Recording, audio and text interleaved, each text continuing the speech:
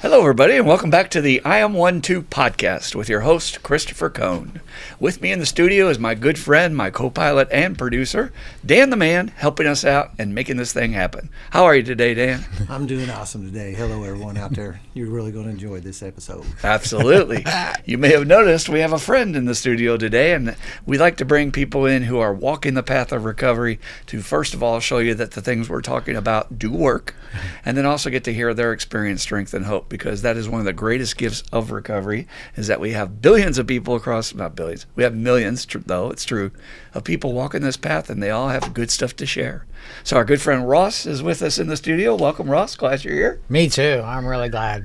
Ross is an awesome member of recovery. He's a good friend of ours, and he has an amazing story to share today. So stay tuned. You will like it.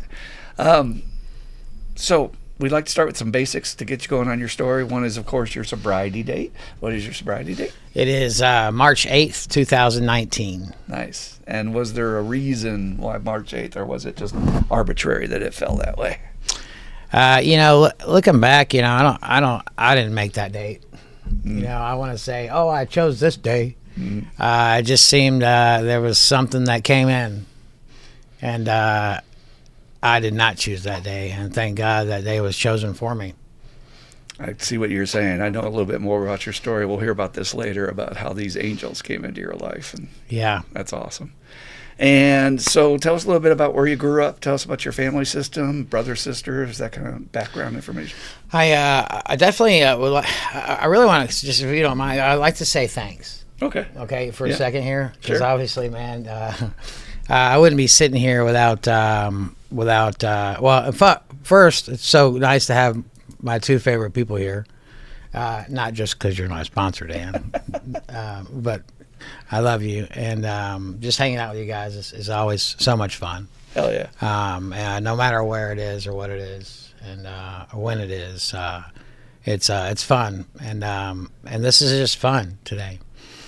It wasn't so fun for us when we were using, was it? No, but no, and anything I'm about to say at all is pretty much the aftermath of this. So if I anything that comes up, it's like, I like Adam Lambert, sings a song called "The Aftermath," and I really enjoy the words in that song, like it's and this is the aftermath of what 12 steps, what AA, what the steps can do, and anything that I say today is a 100% notion based on today, so as I bring up, my story, the thoughts and the words that come out of my mouth and out of my heart, that's the best of my knowledge then, right? But you also have to remember, I was completely running the deal, and I was like the king of denial. Anything that I say today is the aftermath. So stick around and you'll see the miracle happen. I guess that's what we say, I grew up only child, in Atlanta, and my mom raised me. She worked a lot, so I spent a lot of time with my grandparents, which were like, my granddad was like my dad, and my grandmother was just a sweet woman. So only child. Where was your father? So I never met my dad. Funny story. I swear I'll never be like him. But my dad, I never met him. Actually, through the steps I was able to call him Dad, because it was just a man that impregnated my mom for 46 years. So my dad just with using the best tools he could, at the time. Like I said, this is the aftermath conversation. The best tools at the time that he had was, when he got into an argument, was to leave us in a hotel in Alabama. I believe it was Alabama, and I think I was 2 months old. I left my mom and I in a hotel, and then took the car and never came back. Wow. So, but I never met him. Now it's a funny story that in 2002, I got a letter in the mail. Don't forget, King of Denial. Okay, that'll tell you a little bit about my story, right? I was anti alcoholic, right? Raised that way. You'll never be like that, Don't you ever be like him, So I got a letter in the mail, and today I understand it was an amend. I got a letter in the mail, and he was on his deathbed. Wow. And wrote a letter, and I read about 9 words of it and ripped it up. And so today I know that was an amend letter. So, and he passed. But so my that was my dad. That was my dad, and it's a beautiful thing to say, Dad, today. It's just okay. It's a big common factor that in the research it says the alcoholic to be later down the road will end up having a significant, impactful problem with the parent of the same sex. So it's always the dad with the nails in one way, a lot of times being absent, like my father was with his disease, or for the females with their mothers. And I know many alcoholic women that struggle with their mother relationship. And so, it's kind of a setup in many ways. We can say we don't want to be like our dad, and I'm never going to be like you, but you got the genes in you, and, then you got the extra stuff from life that happens, and next thing you know, I am my dad. Right?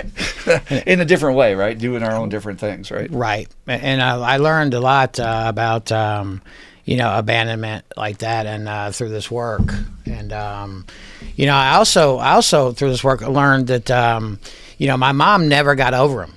And I used to try to set her up all the time, and it just, my mom was just everything to me,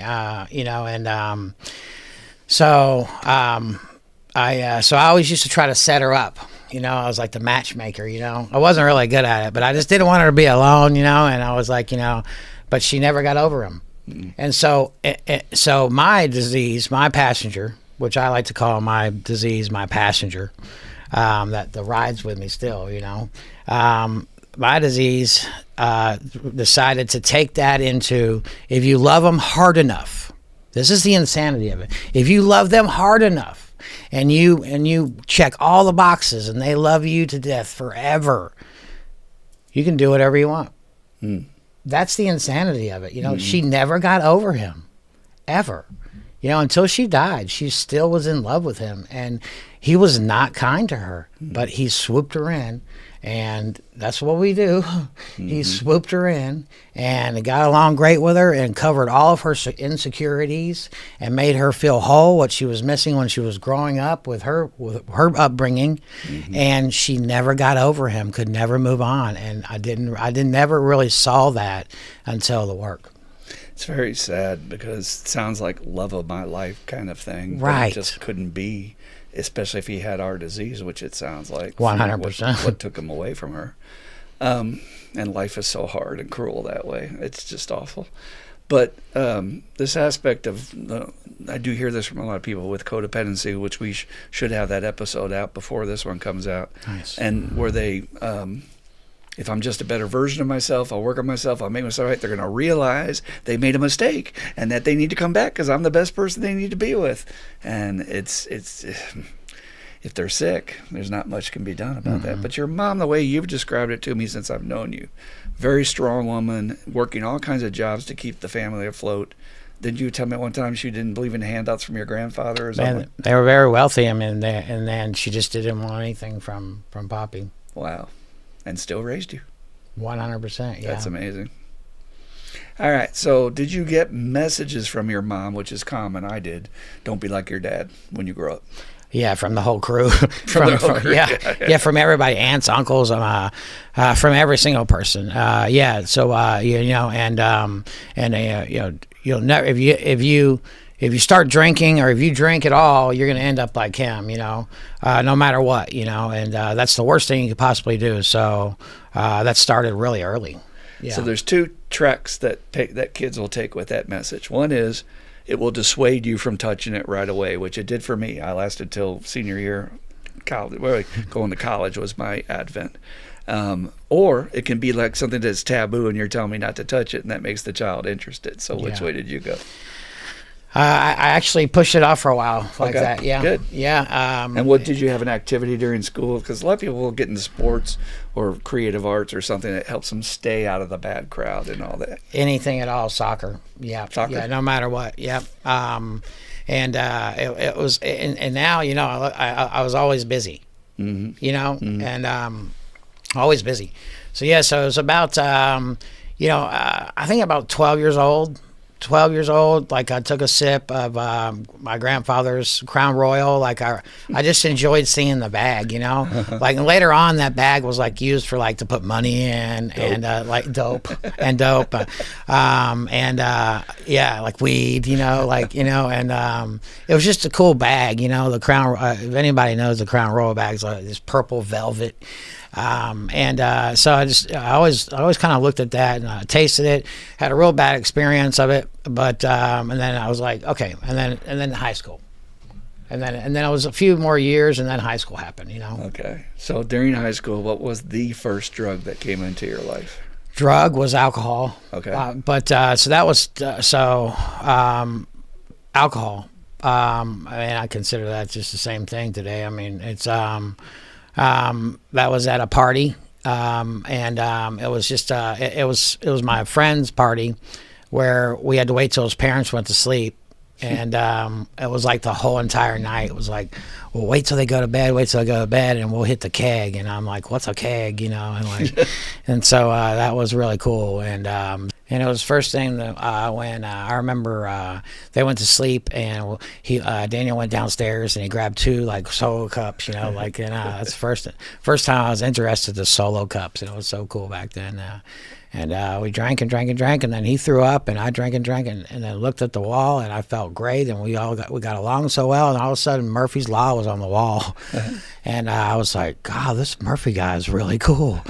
And so, you know, for the rest of for 20 years from there, what could go wrong can go wrong. You know, that was what I took of that. You mean there was all the positives. There was a poster y'all were tripping on Murphy's Law? Or he had the whole entire Murphy's Law on the wall, and I was like, this is really profound. Right? Yeah. I was like, whoa, you know, and we were just laughing, and we're just having a good time, and then so that was the start of it. So what I always ask my patients around their first time using, because to me and for everyone out there, this is when your disease laid its roots deep in you, okay, of what I can do for you, baby. And it's been able to exploit us all the years after, like, come on back, because I can do this for you. What did it do for Ross? What did you like about it?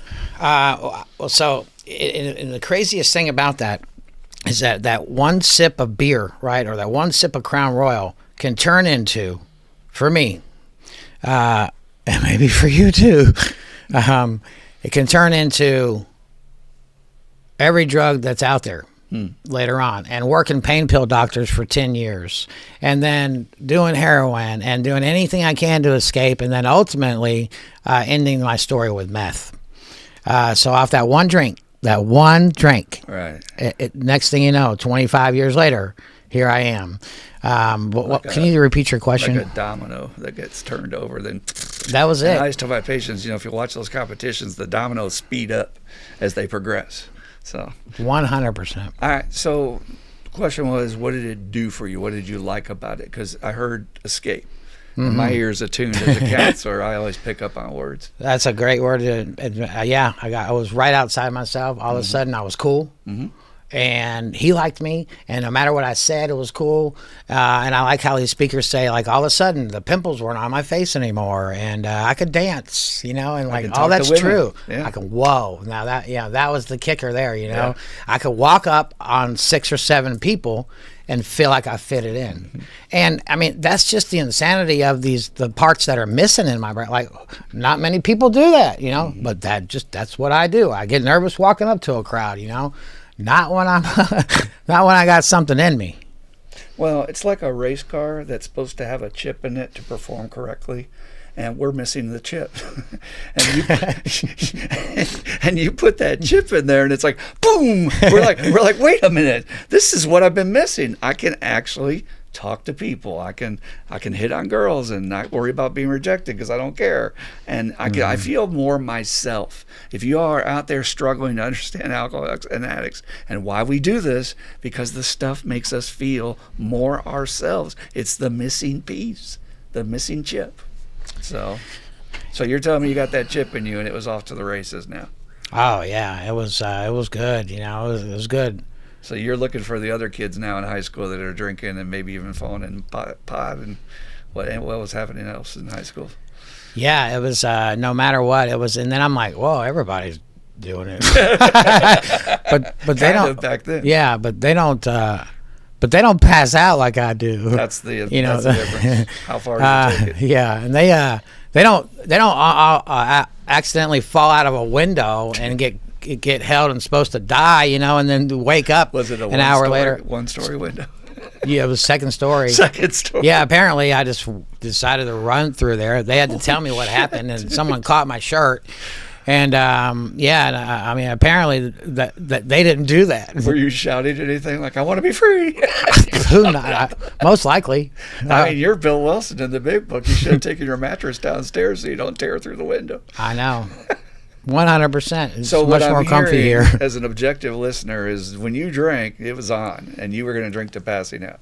It was on, and I never knew it was like going to be the passing out for him. It was just Right. like, it was just a common thing. Just Yeah, here you're it just is. doing it. Everybody else is doing it. Yeah. But that chip tells us I need more. Yeah. And I've had enough. I get thirstier the more I drink. Yeah. Yeah. And like some fun stuff would happen, and I'm like, okay, well, let's all drink, And and I remember as my grandmother passed when I was 16, and so part of that like abandonment type of all that was like, I had first of all never seen anyone that was close to me passed away, so when she passed away and I'm walking down the hall and I remember looking in there like it was yesterday that Bubby had passed, and as when she passed, and then my grandfather, who was like the man, right, super cool, right, just throw the baseball, he was a soccer assistant soccer coach, assistant baseball coach, no matter what it was, and he was older and he just did everything with me, no matter what, filling that void, and plus he always wanted a son. That was the part of my mom thing. They had 2 daughters. My grandparents had 2. They always wanted a boy. Hell yeah. So that put a lot of pressure on my mom, though. They always wanted a boy.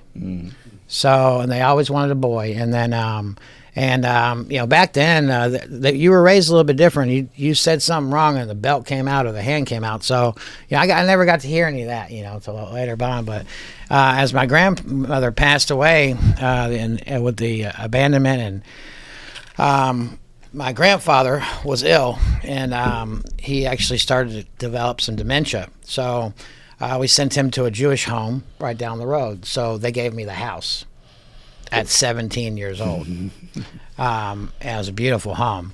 So I did like any other kid at 17 years old. I had parties. You're Tom Cruise in Risky Business. It's time Dude, to have a party. and I slid down the hall in my fucking underwear like that too, man. Didn't know and, they're prostitutes, I hope. We had them coming over as high school girls at the time, But so I used to do what any kid would do. I had super parties because I needed to be the cool guy. And then I wouldn't make it through my own party, and I had all these people really liked me, because I had a party. So I had a lot of fair weathers, which today I know they're fair weathers, and a lot of people that I really relate to that. And we had gigantic bashes out at the lake on our acreage out in the country, and you're the guy, you're the go-to guy, wins the next party, and then that translated into who's the guy that's got the good stuff, and I was the guy that always had the good stuff. Hell yeah. Yeah. You got to have you got to have the car, you got to have the good stuff, or you got to have the party. Because you got to have something. That self-esteem I don't naturally have. I don't feel good about myself. Although you would never know that. We cover that so well, right? 100%. Masks. And diving down, and I hope this helps someone, no matter what, if at all. I just really do. Did you graduate okay, though? Yeah. Okay, I didn't go to college. I had a story that I got a scholarship to Duke for soccer. That was Really? my story forever. Oh, That was a straight lie. Very good. Yeah. I was so good. Why Duke? Was that just the local place to go? Because Duke was winning in basketball at the time, okay. and You it was didn't like know if they had a good soccer program. You just thought it was something good. I to just say. knew that I had a scholarship I've to never Duke. heard of Duke for playing soccer, so for whatever that's So worth. Duke was just a name, Yeah. It was a good name. It was a name then, it was popular. They were winning championships and Right. shit.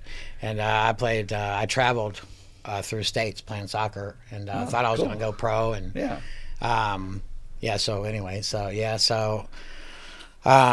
so my mom bought me a pool table. I skipped going to school because seemed like school was easy. Mm-hmm. And so I was going down to this Asian pool hall with to play pool during school. So she busted me, and so she said she just kind of that's how she was like that. She was like, gets really angry, but then she would kind of like compromise. Okay, so this is what you want to do. It's a good teacher, man. Okay, I'll get you a pool table at home. So you don't have to go do that. Just finish your stuff. Pretty cool. Beautiful Finish your woman. stuff, get your degree, but she's keeping you away from that bad element in the bar. That's what I think is a lot of it. Why not? Yeah, Yeah, which is God bless her. doing her best. Doing her best like a mom should. She's trying to guard you from yourself. Okay, so if I had gone up to 18-year-old Ross back then and said, look, my man, I have a magic wand, and I can wave this, and you can do anything you want to with your life. Was it you wanting to be on the FIFA tour, playing soccer worldwide, or what did that kid want to do with his life before the madness happened? So that would be an architect. But Why? but I could never get into Georgia Tech. Well, that's okay, but what's the passion? Where's that come from? It's just my grandfather was so good at math, and or be a bird watcher. Everything's okay. We're just just a little noise. He was so great at math, and so like I just enjoyed like what he did with math and with his drawing. He wasn't an architect; he just enjoyed it, and so like he was my idol, And I just felt, and plus it's $150,000 a year back then, and so that prestige job, just like a lawyer. If you're an architect, you get a certain amount of respect, And I went over one of my friend's house, and they had a huge house, and they had the carpet that I liked that was real comfy, and they had all the food and all the stuff, and their dad was an architect. There you go. So there was, so the passion was really about being a soccer player. All right, so you did not go to college, so get work right away, or what came next in your life? Well, my mom and I purchased a pool hall. Was that one of those compromises she was making with you? She said, there was a time, man, where I just didn't miss. I mean, I don't have those eyes today. I don't know. I don't have the drive today. I enjoy the game, but for years, that's all we did. That's all I did. So you were the hustler. I was. And did you make good money? We did. We traveled around. Yeah. We won $36,000 one time. Yeah, we won $36,000, and my friend is now a professional poker player. I won't mention his name, but we were best friends. He's a very well known poker player on the tour. Still today, there's three of us in, and we won $36,000. But the problem is that 5 days later we were broke because we got into a bad card game. Yeah. So that was when I was like, okay, maybe this. But my mom and I owned a pool hall until she got sick. It was called R&R Billiards. Where was that? In Atlanta. Yeah, R&R, Ross and Ross Billiards. Interesting. Yeah, it's just, I mean, it seemed, it's like I became her life, and there's so much more to that, and like when we talk about selfish, self-centered, and there's, and there was codependency there too. But you know what? I'll take the codependency on that part because it was about me. No, I'm kidding. Well, let's try a different angle on this. When you get into recovery and you start learning about the spiritual side of life, and again, that's new to a lot of us because all we had was religion in our background. And, basically the way I look at recovery spirituality is, can you see the bigger picture? So to me, the bigger picture with you and your mom is there's a karmic link there of some kind that's so powerful that maybe in another life you were her husband or something. And I know that's weird shit, but you talk to a lot of advanced teachers and they will say that there's these karmic repeats that we're doing in certain relationships. And, these people do not come into our life just by coincidence. So it's a deeper bond. And I feel that with my mom in some ways. We've been through many different variations of our relationship where we've been at each other's throats, and then there's other times we get along great. But we're working stuff out. That's all we're doing as human beings. We're working out our karma. We're working out our stuff. And so, yeah, when you say there's something deeper there, you bet your ass there is, right? You can feel it. That's beautiful you said that because Darren mentioned that I might have been her brother. Okay. as well in another life. I would trust and, Darren with that. He's pretty and advanced. I really enjoy that. Yeah. So I can hear that today. Yeah. And again, aftermath. Yeah, right. You say that stuff to an active alcoholic, they're like bullshit. Yeah, Right? whatever. And I just don't want to forget to thank my teachers. Can I take a second? Sure. This is your podcast, so you can do anything you want. Oh, just don't take off shit. your clothes. Okay. YouTube has standards. I just wanted to, before I didn't get a chance to, I wanted to thank all of my teachers, and everyone that never gave up on me. And when you come in, I also want to thank my sponsor. I've had some great sponsors, and thank you. My first sponsor was Shane. Thank you, Shane, for everything.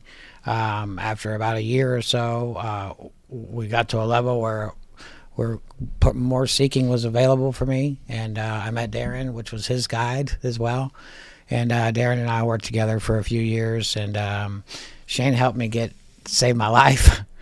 Darren helped me find my heart. That was so close because of his heart opening to my heart. And then today, for the past few years, I live and I just enjoy watching Dan walk on this earth and emulate what he does. So, which is tough to do, but. And then I would not be sitting here. Let's not get this twisted at all. Just look right at the screen.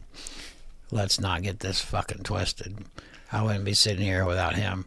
He's the only one. Like, there's a song, you mentioned Pulp Fiction, or you mentioned something earlier, but I think of Pulp Fiction, Kill Bill. So yeah. I mentioned Pulp Fiction earlier, and there's a song saying, the only one that could ever reach me was a son of a preacher man. Now, he's not a son of a preacher's man, but he was the only person that could ever reach me. And when I say king of denial, I was the king of denial. Raised to hate anything to do with being an alcoholic. He's the only one that did not give up on me and loved me enough through this. And I had super judgments on the guy. Because my disease was so scared for me to be able to get in touch with him and Darren. And that my disease was doing anything possible to not let me get close to him. So, I just wanted to make sure I told you that. So there's a message you're sharing with the newcomer there. I want to make sure they don't miss it.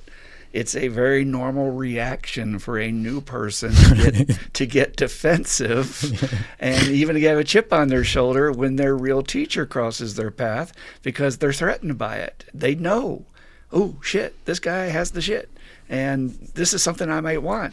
But I don't want to admit it because that means I'm wrong. I'm never going to admit I'm wrong. I'll die on that one. Hell yeah. So, okay, let's progress up a little bit because you got into Thank other you, by the way. You're welcome. Love you, brother. It comes back thousandfold. Like we say, we don't really give anything away in this program without it coming back even richer. You've been a sponsor. You know that to be true. It's astounding that just by giving of yourself, you get so much in return. So you got into other substances and things really got crazy. So let's advance. let's advance in your story to what really caught you by surprise and maybe was your favorite chemical. So I had a couple of favorites. So my grandmother had passed. My grandfather had passed now too, and then my mom was taking care of my aunt who had multiple sclerosis, and so my mom was taking care of her, and we were watching that get worse and worse and worse, and then right around a few years later than that, I was 28 and they'd all passed. My mom passed from pancreatic cancer, and I hurt my back. Now, when I was running around having those parties at my house, I bought a motorcycle, and I was going to my girlfriend's house at the time, and there was this long stretch of road, and I was one of those that straight alcoholic. I didn't know how to ride a motorcycle. I learned the day before in a parking lot, and then went to go buy a fast motorcycle, like a rice rocket, right? So that's how we did it, right? And then I couldn't drive it home. It was an expressway because I was just too nervous. But once we got it home, I learned how to drive it in about an hour and a half. So then 4 days later, I go to the bar in it. hey, just normal, right? I know my limit at this point, right? I'll back it up just a little bit. So I'm on the way to my girlfriend's house. I must have been going as fast as a bike can go. And all of a sudden, the road ended. Thank God there was a hill like this because I hit it. So my bike crashed in the front, and my helmet had this big hole in it, but I'm half drunk. Right, it's 3 a.m, but I guarantee you that throttle would not move anymore. And all of a sudden, there was a stop sign, and the road ended for me. Now, when I say the road ended with a stop sign, where you stop and turn right or left. But that wasn't how it worked for me. I just ran straight into this hill, and that was God looking out for me again. Which many times over. So I was like, well, I can't get a DUI. So I turned my handlebars like this, put the helmet on, and somehow the bike started, and I drove it like this to my girlfriend's house. So I drove like that to my girlfriend's house, and damn it, I lost my train of thought. We're very inventive under pressure. You cannot stop an addict or an alcoholic, or they won't admit defeat. Nope, we're getting out of here before the cops get here. That's for damn sure. Oh, hell yeah. Even if I got to leave the bike. Yeah. Yeah, and take the tag or whatever. It wasn't me. It was my brother. He took my bike. I don't have a brother. Oh, damn it. But for the life of me, man, I just went off into another land. I forgot what you said. All right, well, you hit the wall, so to speak, with that. And did that wake you up? Or did that give you your original back? Oh, the drugs. Yeah. I'm sorry. Thank you. All right. That's all right. So that was the real. So I messed up my spine. I see. But now I told you for my whole entire life, I hurt my back in a wrestling because I wrestled in a wrestling championship, which I did. But my added story to that was I was dating the guys. I took the girl from the dude that I wrestled, and he tried to break my back. Oh, jeez. This is how insane it is, So you guys. have several traumas to your spine. Yes, but he didn't try. I never dated his girlfriend. That was just my story, another Duke story. But I wrestled, and it wasn't really great for my spine. But that accident really hurt me, so it hurt the rest of my life, All right, so then I started going to a doctor. Okay. And they gave me my back was killing me. Yeah. And so they started out with like 5 milligram Loratabs. And I was like, whoa, this is way too much. So this is your favorite. So this is the real impact, the whiz bang, holy shit, what is this stuff happens? What did that do for you, and what did you like about that drug? So that was and at this point, I've got a great career going in finance with automobiles, and I'm at the big dealerships, and I worked my way up, and then I take a pill, and I'm like, well, this is way too much for me. I can't. This is not okay.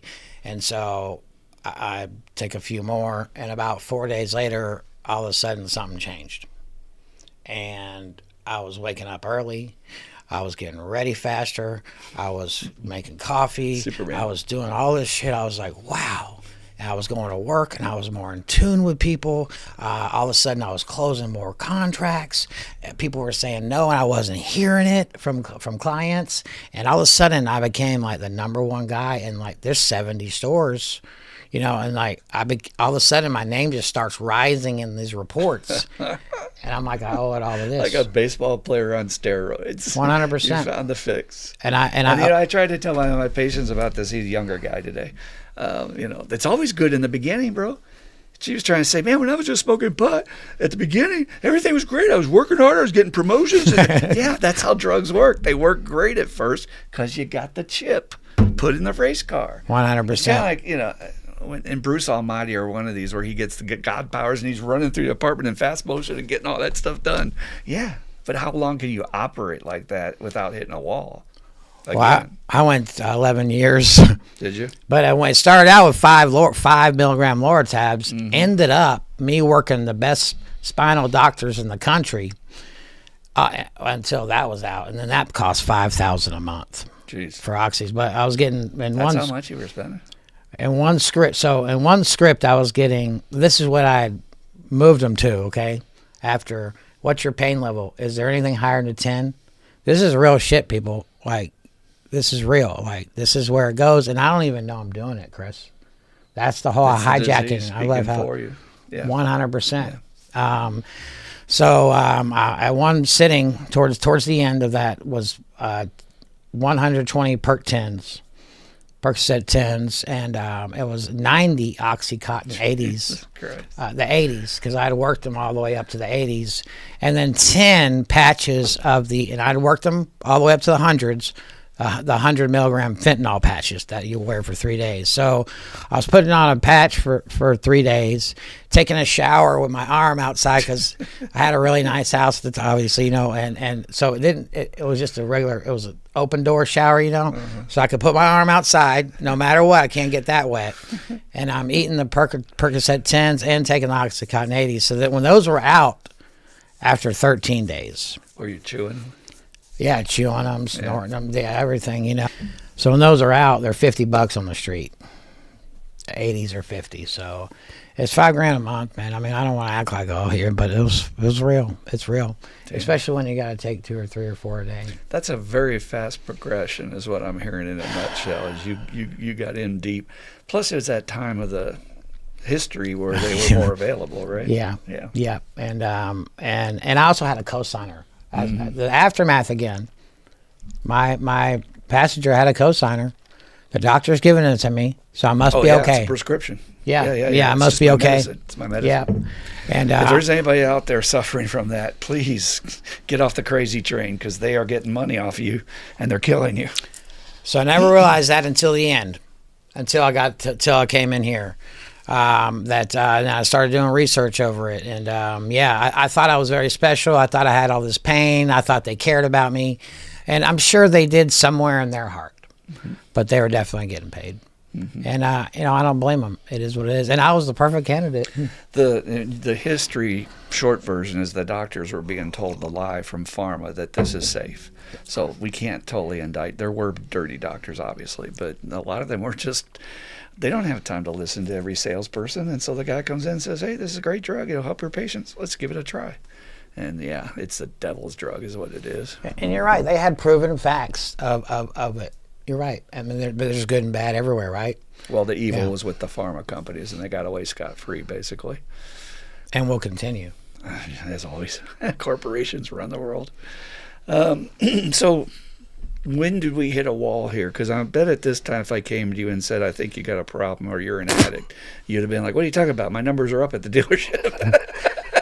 Right? Yeah, and God forbid you're in a relationship with me, because I'm holding you hostage, and I can't see. You said earlier, I won't admit I'm wrong, because for me at that point when my family passed away, my new idols were $150 ties, Rolex watches, Forbes magazine, Harvey from Suits, because he was the closer.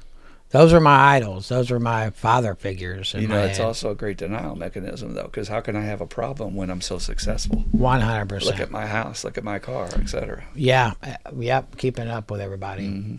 But you had somebody in your life that was so concerned about you that they reached out to get you to go talk to somebody. Why don't you tell us that story? Because I think that saved your life, if really.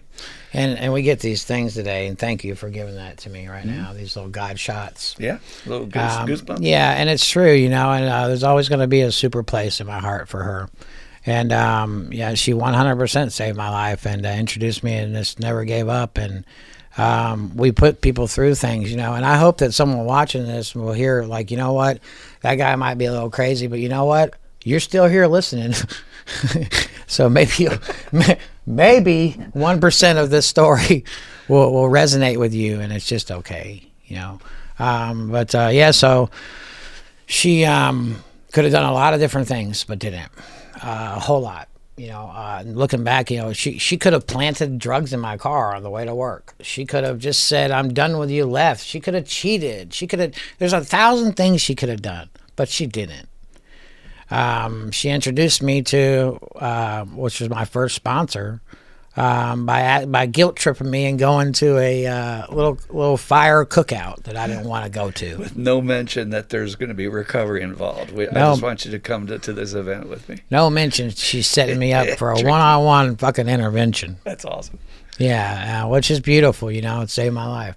So you get there, and how soon? Because we're quick to pick up. Because usually it's not till they walk in the door in the show intervention. They walk in and go, "What the hell?" but did you get a vibe that something's up, or was Shane so subtle that It was at Shane's house because she was best friends. She still is best friends with Shane's sister-in-law. And so the cool thing was is that they did trick me a little bit there because they handed me a beer. yeah? Yeah, and so it's beer, like, you know, we should keep liquor in our house for them, you know, like for the newcomer, like who's shaking and needs to go to rehab and so forth. I do not do that. But you know, so it was like, and his wife they were having beers, you know. So yeah, so I have a beer, and next thing I know, like looking back now, you know, they start moving down this way a little bit. And then he starts moving over here a little bit, you know, and it was beautiful, man. It was, you know, parting of the waves. Yeah, and he's just standing with this stick, shoveling up the fire, you know, and I'm like, you know, I like his house, you know, he's got his stuff together, you know. He says, yeah, I'm 2 years sober, and I was like, good for you. Not really having a concept what that means. Not at all. I'm like, oh yeah, and then so You're like, he probably smokes a little dope on the side or something, right? Something, yeah. So you got any more pills? Got any leftovers? Yeah, because I'm so hijacked, you know, and But you did hear that he had your favorite drug as a problem too. So that had to reach through to you. Yeah, then we had a competition about who took more and all that. You know, that's how we do. You know, he's a bigger guy. You got to give Shane the nod on some. I still took more shit than him. I like it. Just to let you know. Never say die. So he just started talking about that he just became 2 years sober. And looking back now, like if you run across me right at 2 years sober, you poor child. You know, I mean, like, you know, like 2 years sober, and you just walked them through the steps, I think, maybe like 6 months before that. So it's really 6 months. Yeah. No offense to anybody, but yours is what saved me. Your 8-step prayer, your God inventory. Just to be clear, I appreciate it, but it's not me, it's my teachers. I've had excellent teachers, so give thanks for Burns Brady. And God rest his soul, Dr. Burns Brady. Put a big footprint on Louisville. Saved my life. 100%. So. Well, very well all right, said. so Shane's sort of telling you his story while he's stirring the fire very subtly. And then I'm like, can I get another beer? So now I had another beer. I feel a little bit more comfortable. We're talking a little bit, and excuse me. And he just starts telling me a story, open it up a little bit. Letting me talk, you know, and then I could talk, you know, and letting me talk, and he's showing a little bit of experiences with me, you know, just kind of being subdued. And you know, later on I look back as I'm walking a guy through the work, you know, and I'm reading the book myself, you know, it was textbook, you know. Mm-hmm. I've never seen, and I'll tell you this, Shane, I love you, man, I've never seen a more orchestrated, perfect idea of how to share your experience, strength, and hope and draw somebody in as Bill lays it out in the book. It's right there in the book when he says, if the guy seems talkative, let him talk. Right? And he did. Don't interrupt him. Yeah, and I called him. A lot of guys, I see a lot of old timers make that mistake because they have an agenda of what they want to tell the guy. And it's like, wait, the guy's talking. You got him opening up. You got him eating out of your hand. Don't scare him away. Yeah. So he did it perfectly. So what did that result in? Did you go to treatment? Dude, there's no way I was going to treatment, bro. I was way too above that. What did you think they were going to do to you? Tie you down and give you electroshock or something? So years ago, I had to come off of all the pills because obviously with doing that much damage based on all the usage I was doing, I couldn't outrun the money, couldn't outrun the bills, couldn't outrun the relationships. So my next best thing would be to steal. So then I would start losing these good jobs. And so I was at the point where I had lost everything like the third time. And that was the funny thing about this. So I lose it, and all of a sudden, boom, I'm back a month later. But I went into, I found some people that were in AA. And I didn't want anything that they had. But they just said, if you'd like to get off of this, we can help you. You need to go to rehab. You need to go check yourself in for 30 days. Well, I got way too much going on for that. I could not do that. That's a joke. I got way too much going on to do that, right? I got a guy call. I don't know this person, but they've been calling me in my office asking questions about the program, and I can tell it's from that angle of, oh man, I got a lot going on. I can't just give it all up and go to treatment, And again, you're putting what ahead of your life, basically. Today it seems the easy answer, man, but back then you couldn't have told me that, So and I hope this gets to somebody. So I said I went to a hospital. I went to the emergency room. Okay. And I said, I want to kill myself. That's what the code is. And so they sent me to a place for a week. And where I took a lot of downers, and I slept for three days. And they were like, you want to go to a 28-day program? And I was like, I got too much going on. And now I got to get out of here. I'm good, And so so when it came up again, later on, I was like, "Oh, I'm not going to a halfway house. I'm not going to treatment. I'm way too good for that." That was still my mark. Yeah. Okay, we all have still our my process. mark. So, where did we get to the point that we met you at Spiritual Underground? So, and I know she'll probably watch this, but I'm really grateful that you don't ever have to feel like this again.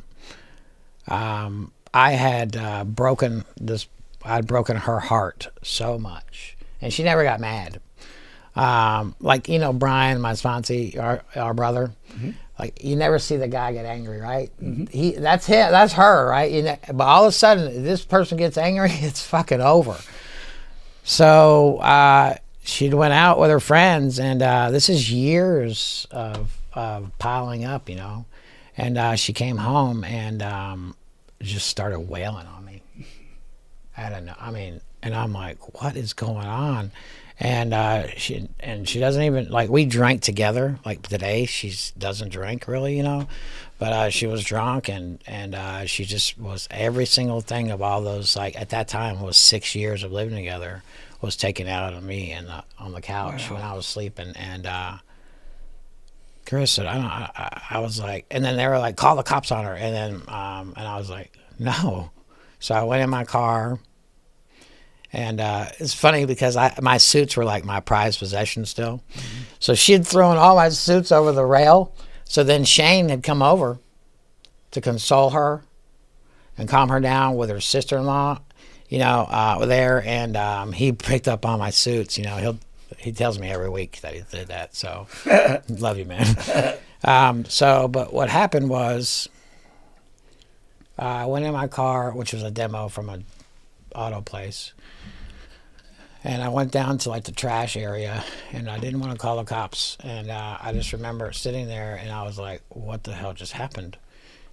And then I spent the night in the car right down from our apartment. And I came back the next morning, and she was sleeping on the couch. And we just made up. But then something happened. I just didn't. I was like, what have I done? Like this person loved me like more than anyone's loved me before. What have I done? And so I met you guys up by. I was also about to go to prison. I forgot to say that part. But I met you guys by. I think the ultimate factor was I just didn't want to do that to anybody ever again. But prison doesn't do it for us. So I'm a fan of bottoms. I loved it. Not that kind. I love to hear people's nadir of despair, that moment when change happened. And I think there's history behind yours that you loved your mom so much and everything she did for you. And here's another woman in your life who's just not as important, but close to as important. And you just broke her heart. You hurt her. And when we see the aftermath, to use your word, of our own wreckage in front of our face, that's God presenting a mirror right back to us as this is what you've become. Don't kid yourself. And that's more powerful than sending us to jail for 20 years. That'll change you. When I have to be offended at myself to a degree that I'm willing to do the work to change, okay? And that takes being offended at myself, not anybody else. Not the judge tell me he's offended or my wife tell me she's offended. I have to be like, oh, hell no. That is not who I am. And I think with your history with women, you said that's not who I am. I don't go around hurting the people I love. And I didn't understand the word really abandonment. I didn't understand any of the words that I know today because we have this language that I understand today through the work. But everything that I had been thinking that how my mom felt is how she felt, like what you said. There you go. And I abandoned my mom on her deathbed, and that's where, like, I checked out. I checked out when she was so ill. I would go see her, but my mind was thinking about other things, I just could not face it. It was like, and that ate me up. And that's where the pills just started to really take over the effect of I didn't get to eat up anymore. All of a sudden I'd have to think about it. But so that combination of that love is that I saw this in her, and I broke her heart. And I never, ever, ever wanted someone to feel like my mom felt. Ever. And you had enough edumacation, as I call it, to say, okay, well, they've been talking about this AA thing. Maybe I should try this. Yeah, and I pretty much did it for, she said, well, she said, why don't you go to a couple of meetings, Check it out. Check it out. Hang out with Shane, Yeah. So I did, and I did. I went not sober. I'll bet Shane was just chomping at the bit because he's like, come to my group. You'll like it. It's a good group. We do that to everybody.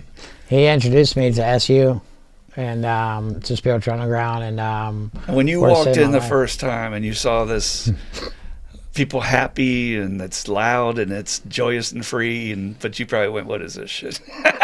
No, whatever, dude. Whatever? No way. Is that what it is? There's no way. They're a bunch of con artists, and they're high. We're all using something. Even Darren. I'm just playing with you. And Darren, and you and Darren, like, it's what do I really know is what I look back on, and we have these conversations.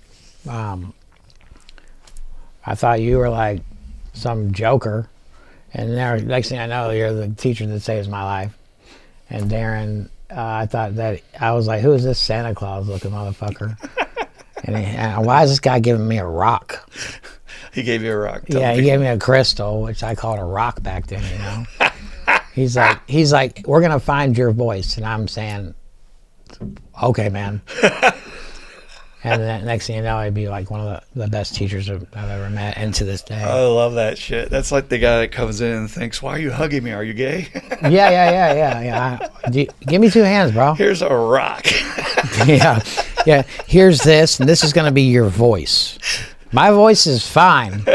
That's, I'm a very successul finance manager. What are you talking about? Yeah, I can talk. Yeah, that was the beginning of your education, son. It sure was. But what do I really know? That is the beginning point for everybody. If you're out there struggling, you got to throw away your old ideas. So they asked me to change one thing, and I said, fine, I'll agree. All right. And then they said it 4 times. They're like, can you just do one thing? Will you change one thing? And I'm like, whatever, fine. And then I was like, what? And they said, everything. I said, fuck. So the pain, it was the pain. Pain more than, I definitely didn't want to go back to jail and prison. I mean, I didn't want to do that. I spent a little bit of time there, and I just but it was the pain. It was the pain, Chris. And a few weeks later, I just couldn't go to a meeting sober because I'm not going to a meeting sober, man. I don't got what you guys got. I just need to get her pleased, get this commission check, and get on the road. And then through the story of today, from what I understand, and I've never asked you this question, from what I understand, that there was a little bit of worry that it might happen again and I might get killed. So based on your name mentioned, I moved because you'd seen it happen before, where the relationship got so volatile that the woman ended up hurting the man. Mm-hmm. And that was the one thing that I believed you at the time, and it was mentioned that you had said it would be a good idea to move. So at that point, I trusted you. I didn't trust the rock guy yet. And I saw Dan floating around, which was awesome, but we didn't talk much at the time. But I was like, man, that guy's cool, man. I was like, he's going through quite a bit, and he's smiling, and everybody's hugging him, and everybody knew you. So that's a big move in recovery, because there's rarely a person's story where they didn't have to look at their job, where they lived, their relationship, or some aspect that they had to really change to support their recovery. And that's sacrifice. And based on them, in my experience as a counselor, if they're willing to make that sacrifice, is going to determine whether they get sober.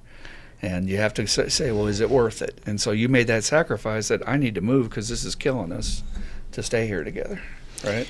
So I went to a hotel because I wasn't going to rehab. Okay. And I had money. I got that check and left some money. But when I went to the hotel, I remember going to the hotel and I went to the hotel with my suits, a stand-up dry cleaner, and your book. Okay. And your book had just come out. And how'd you even get it?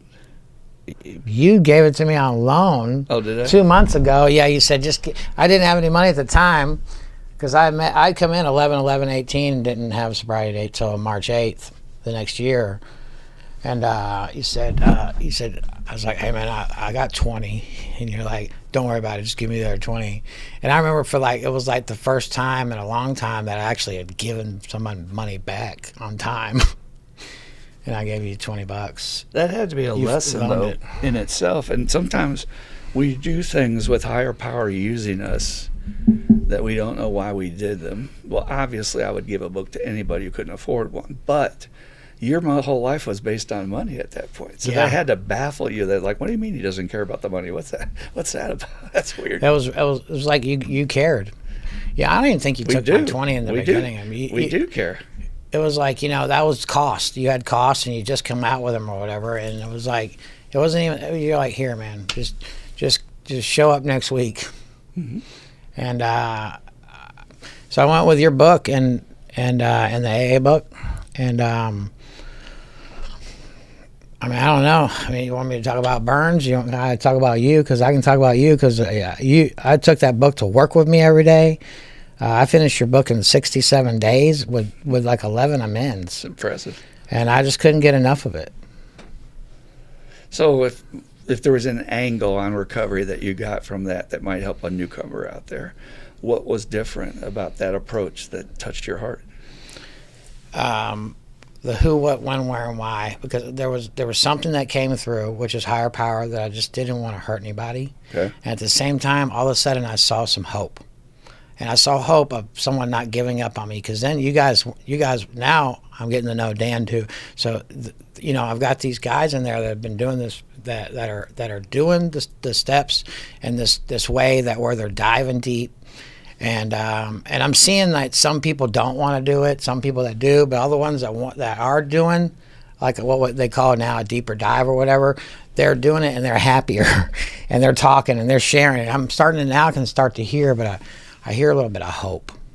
I'm seeing some hope, and it's all based on that. My heart, man, I just didn't want to hurt anybody. I just didn't want to hurt anybody anymore, man. And I didn't want to hurt anymore, and I just didn't want to feel that way. I knew there was something out there for me, and it was either at the time I was going to kill myself. Mm-hmm. Or we were going to find something, and I didn't know which was going to come first. I never knew what's going to come first, I'm just so grateful that it wasn't my time. There was more for me to do. So let's talk about that, because Ross is probably one of the most contributing, welcoming to new people, willing to do service work. You have meetings in your home. You've given back so much from this program. And as a side note, because I do think this is an important part of your story to share with people, there was pushback in the meeting because of your detox. And I, being a professional, I know that people go through different detoxes based on their drugs. And so we have to be a little tolerant if someone is not following all the rules or maybe having outbursts, as long as they're not wrecking the whole meeting.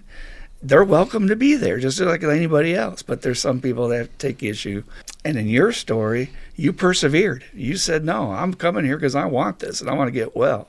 So good on you, and good and message to the newcomer: don't give up and don't let any asshole drive you out of the room. Right? Yeah, because they will. They will they will. They will definitely try. My last 2 years was methamphetamines, and that was like my Adderall. I remember my mom saying, "I'll never put them on Adderall." They want to put me on Adderall, and she's like, "I'll never put them on Adderall." I don't want them comatose. And then so I always thought that I had ADD my whole life. And then I haven't really. No one's really said I had ADD for like the last 6 years. Sobriety helped. Yeah, but that was like my ADD medicine, and I could work on it. And if you can't tell the difference, I really chose drugs that you can't smell during the day. What? Very good. But coming off was well, and they said that you had a 2-year lifespan. So about 1.5 years, I heard that you have a 2-year lifespan on meth. So I said, oh, I better get going. I was like, oh, I got 6 months left. I better rock this up a level. So coming off that, the way that I was stubborn and the way that I had it, but the best thing that possibly could have ever happened to me was being in that hotel alone and not using the TV, because I listened to Dan. He said, I don't watch TV anymore. I turned the TV on one time for something. I put the promises on the wall in there. Anyway, so I wrote them out, put them on the promises on the wall in the hotel room. I wouldn't let them make the bed. It was the first time I made the bed for 2,100 days now in a row. That's awesome. I never made a bed my whole life, right? So the best thing I could possibly have done was be there alone. So I could I met God. I met God in that hotel room and in the room and with you guys. By doing the work. Every night till 3 or 4 in the morning, I get up at 7 and go to work. I couldn't get enough of it. That's what the work is designed to do, is to help you find a higher power of your own understanding that you will feel a connection with, having had several spiritual experiences while you're doing the step work.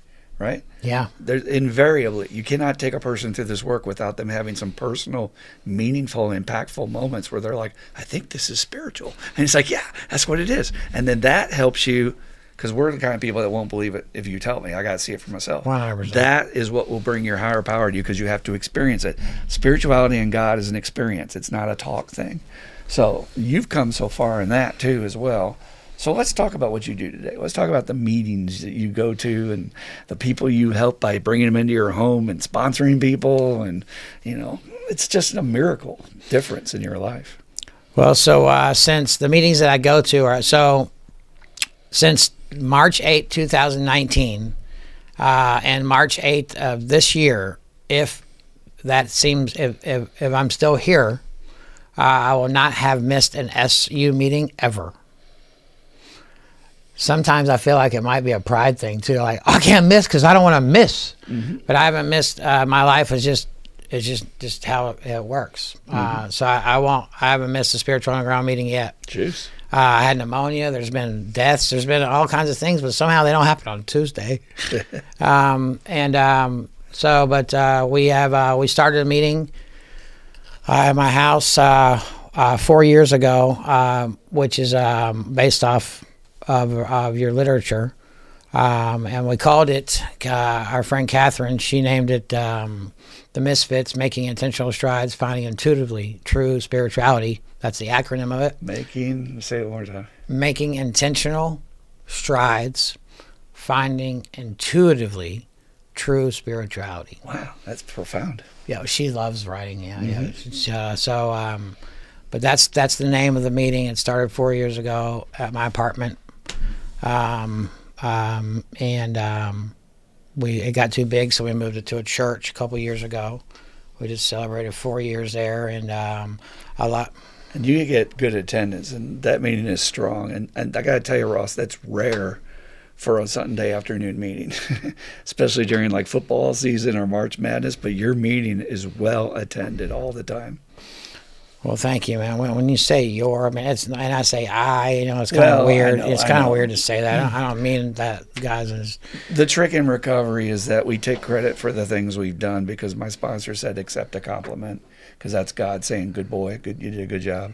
but we don't. It doesn't go to our head. You can give me 1,000 million compliments. It's not going to build that ego up because I know that's a trap. I'm not going to go there again. So, but yeah, you played a role. You made that happen, and then you have cover to cover meeting in your home. Yeah, and on the with the Misfits, we have so many people have met their sponsors, and they've walked through the work through the AA book and the 12-step spiritual recovery book, and their lives have changed. And I've got this beautiful pleasure of seeing you guys grow into like sisters and brothers, and it's just been amazing to watch. And to do that, for me to even do that is like been having to step back because it's taught me a lot. Because I don't know how many years a certain meeting runs or whatever with someone starting it somewhere, but I don't see a long time anymore, other than Spiritual Underground's been going on now for a long time. But usually someone gets maybe like a little bit different, and but it's taught me a lot of patience and compassion and love. And there's another one that you guys come over on Tuesday mornings. We started that 2.5 years ago, which is called Cover to Cover, and we read a book, and anytime you want, you can just interrupt whoever the reader is and just talk. We went through the big book, which took us about a year, from cover to cover. Then we did the 12 and 12. Then we did Drop the Rock. Then we did Drop the Rock, which is the second part of Drop the Rock, which is Living 6, 7, and 10. Check those out. And then we did a new pair of glasses from Chuck C. So anytime if you need to rewind and write some of those down, those are amazing reads. And now we're doing Joe McHugh, The Steps We Took. We just started that last week. But That's awesome. It ranges from like 6 to 13 or 14 people. I just enjoy you guys coming over. But so much is happening there based on the vulnerability of when the Misfits started there. People just started feeling comfortable. Yeah. And so when they come over on Tuesday morning, they already feel comfortable for some reason. Mm-hmm. And it's like, they don't feel any judgment. They don't feel any of this, and they just open up, and they have tears, and then it would just open up. And we have people that drive a long way to get there. We have people that leave from their work to get there, and it's just beautiful. And I just enjoy making the coffee. So this is the thing coming full circle, Ross. We go through these experiences in our early recovery to teach us what we want to be like as much as what we don't want to be like. And then being able to recover ourselves and do our work, and then I can come around and now start a meeting where there's no judgment because you had to endure judgment, and you're making that safe for the newcomer. That's called full circle shit, dude. That's changing the world shit. And that's the only reason why we go through challenges and troubles, is we're supposed to surmount them and then use that to change the world. And that's what you're doing. You also have that meeting on Saturday night where you guys go and juice bomb a meeting. And that's a rare, I've never seen anybody do this technique before. So if anybody wants to adopt this out there, it's a lot of fun. If you want to describe real quick, and then we'll start wrapping it up. So it's 7 o'clock on Saturday. So if you see a pattern here, even when I interview today, my interviews are just straightforward. I cannot work on Tuesday, and I need to leave early on Saturday. Yeah. And I don't work Sunday. In other words, recovery comes first. Yeah, and they appreciate it today, guys. And then I don't talk about it all day or all night. I don't talk about it much. They just kind of know, and it is what it is. So Saturday nights at 7. I usually get off at 6, and at 7 o'clock you guys show up, and we have coffee, and we sit around. And about 7:30, when a bunch of you are there, you pick a meeting. I try to stay out of it. Random meeting that's going on at 8 o'clock, and we get in the car. We get in the cars, and then we go. And I'll tell you what, that these meetings have been around forever, that some of the attendance is here, some of it's not, some of it's maybe packed or not, but when they see like 10, 11 people walk in the door, they're like, thank you! And it's really cool. And then we get to hang out. And then afterwards, when it's not 8 degrees outside, we hang out outside. or they come back inside my apartment, and I don't know. It's just a safe place, and it wouldn't happen without you guys. And you're having fun in recovery, and we call that juice bombing. You know, Shane, I think, may have originated the phrase when he likes to say he's not going to be able to be there, and then he shows up for your talk. And he's like, I want to juice bomb him. Yeah. You know? And again, you're bringing joy to those people because they're like, who are you? Why are you all coming in here? And it's like, we're just picked your meeting to come to tonight. So if anybody wants to try that out there, it's all about your own path in recovery, man. Don't let anybody else stop you. This is your life, and this is your ability to stay alive on this planet. So you freaking do what you feel is right, and suck the marrow out of that bone of life. Because I'm telling you, that's what it's all about, having fun. Otherwise, why bother being sober? 100%. If it's not, you know, and I wanted to once again, everyone that comes over, everyone that's in my life, everyone that is striving to seek something different, and anyone that watches this. And I was thinking 20 years from now, someone will watch it, you know, maybe, who knows? Mm-hmm. God, I sure hope so. And I'd be like, whatever, and then maybe... Well, this is your moment. Talk to the newcomer one-on-one who's out there and saying, I don't know if this is for me. Why should I try? I'm going to do a whole episode coming up soon about is it worth it? So talk to the newcomer from your heart. What would you say to them about get on board, man, because you're about to have the best life you've ever had? You know, as you said that, it was like this sense came over of like sadness, of like how I used to feel. And I don't feel like that today. So my word to anyone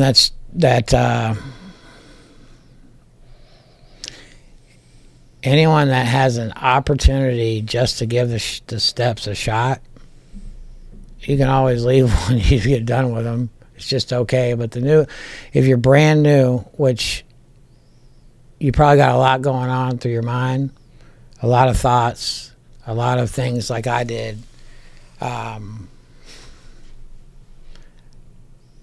Stick around. This is a lot of fun. I mean, these people, they used to want to put me in the bottom of the jail. Now they're putting me on the stand to help sponsees get their kids back. It doesn't matter what you do, no matter what profession you're in. This does not matter. And the best thing I could tell you right now is that if you don't think the disease of alcoholism is a gift, stick around until you can find that gift. And we have a whole lot of fun. We go to retreats, we go fishing. Each day is like, it's not saying all the days are easy. I fought to get this seat, but I'll tell you what, it's been almost 6 years since I really hurt anybody. So my message to the newcomer will be, just give it a shot. Give it a shot. Don't be like me. Don't wait till now. Give it a shot. I had a just problem. You know that movie where he's a yes man? Yes man. You know what I'm talking about? Jim Carrey? Yep. So I had a just problem. If she would just do this, then I'll be happy. If he would just do this, or my boss would just do this, then I'll be happy. If I could just get this, then I'd be happy. Give it a shot, because just try it. You know, all I want to do is really like reach into where we were at, saying like, that's not me, and like be like, come on, dude, don't go through all this pain. Yeah. But I can't. Yeah. But I hope that you get the opportunity to just give it a shot before you die, or before you hurt somebody else. Not saying any judgment at all. I mean, it's just what happens. And the main thing I know Ross would say from his heart is, it's just okay just for today. That's a phrase that Ross came up with, and I think it's beautiful because it takes that pressure off. When he's saying, just give it a try, don't beat yourself up, just come in here, and it's just okay. It's just okay just for today. I can't promise you'll get your job back, your girl back, your kids back, your life back, but I can. But all of a sudden, wait a minute. That stuff all does happen. They're back. It all happens. I actually do promise my guys that. I'm a contrarian. I'm going to tell them the truth from my experience. And I'm going to tell you, in my experience, and everybody I've ever sponsored and everybody I've ever seen do these steps, their whole life improves in every area dramatically. But if you want to stay in misery, that's also your choice. It's okay. Come in when you're ready. It's just okay. So my last one. Can I give a shout out to my sponsees real quick? Sure, absolutely. Please do. If not, I'll never hear the end of it. First one, Brian. Hey, so Brian. these guys get to go to the Netherlands now on these business trips with black cards. That's astounding. You know, with Trusted an alcoholic to go overseas for a business. with a black card. Yeah. Who works with this methodology that Dan passed on to me, which is the combination of the books. I love you, Brian, and I've been working for him for quite a while. Spencer, another one. Basically, he's his dad is definitely a powerhouse, loving person in this, and we're grateful to have him. And he's real big into teaching the kids in the ministry right now. And they're finding him as he does his journey, and I know that's something that's going to be amazing for him with the church too.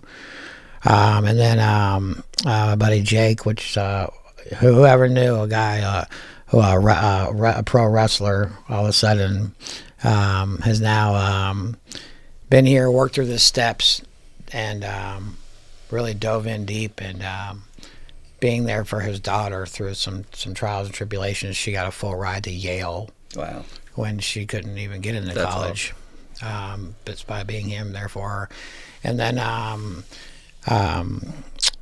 sponsored quite a few women when we first started going, and they become sisters and best friends. And then one of my sisters, who just now, after 5 years, we worked together for 5 years. She's in a beautiful place with one of my favorite brother's wives, is now working through her on a different journey. And just so grateful to see her kids grow and just see where these people come from. So I guess to the newcomer, again, you don't want to miss it. You don't want to miss it. And I like what he said. Yeah, fuck it. It's going to work. It's going to work. You're going to get what you want and more. Just find out what is inside of you that could be different.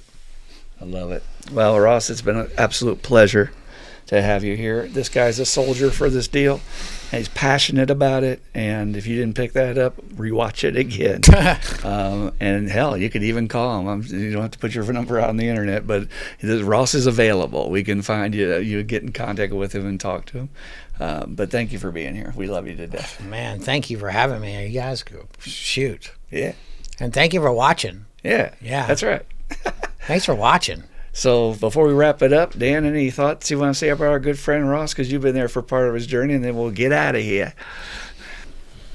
Yeah, everybody has a different journey, obviously, but it's all the same. It's a weird thing to be alcoholic and an addict because we're all garden variety kind of thing. We're almost, I remember Christopher saying cookie cutter, but we are also at the same time so vastly unique, and the distance that Ross has come, and he said earlier that I didn't really talk to him much when it was early. I don't really remember that, but I do remember that and it probably was the meth. That's what I was feeling, but you were vibrating on a frequency where I almost couldn't be close to you.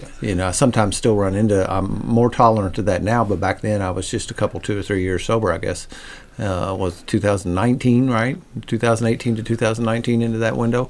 But I couldn't even, the vibrations, the addict vibrations coming off of Ross, I had trouble with. And I know some other people had trouble with it too, but you stuck in there, and your perseverance, and I really am impressed about, and Christopher alluded to it a little bit, but we had a falling out in our home group.